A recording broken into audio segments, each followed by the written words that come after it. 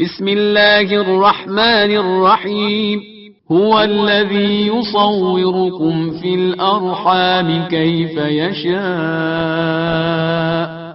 لا الہ الا هو العزیز الحکیم. خدا وہی ہے یصورکم فی الارحام، جو ماں کے رحم میں تمہاری تصویر بناتا ہے. کیف یشاء، جیسے چاہتا ہے.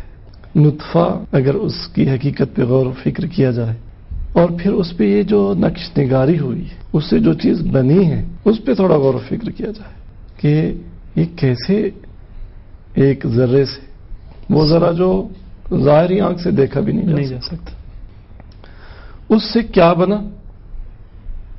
وہ اگر انسان کی ظاہری تصویر بھی دیکھ لی جائے، اس کے ظاہری اعضاء دیکھ لیے جائیں، باطن کی دنیا میں نہیں جاتے، تو ہر انسان کی ذہن میں یہ سوال آتا ہے کہ یہ کیسے ہوا، کس نے بنایا. پانی پر نقش و نگار وہ بھی کہ کوئی نہیں کر سکتا، لیکن اتنی بہترین تصویر، جیتی جاگتی تصویر، اور پھر اس میں وہ خیالات کی دنیا، وہ معنویات کی دنیا، اندر کی دنیا، باطن کی دنیا، اس کو بھی تھوڑا سا تصور میں لے آئے.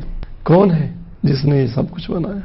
آج کے دور میں کلونک کا جو علم ہے، ٹیکنالوجی کہیں یا علم کہیں، اس نے بڑی ترقی کی، حیرت انگیز حد تک.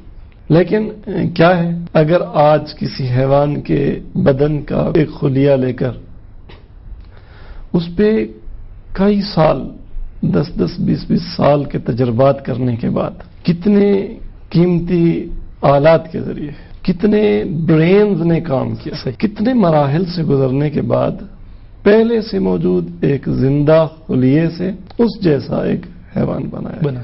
صحیح. یہ ایک انسانی علم کے حوالے سے ایک عروج کا مقام، لیکن کس سے بنایا؟ پہلے سے پیٹرن موجود، اس کی تربیت کی گئی ہے. لیکن خداوند تبارک و تعالی نے کس سے بنایا؟ هو الذی خلقکم من طین ثم قضى اجلا واجل مسمى عنده ثم انتم تمترون. هو الذی خلقکم من طین، خدا وہ ہے جس نے تمہیں مٹی سے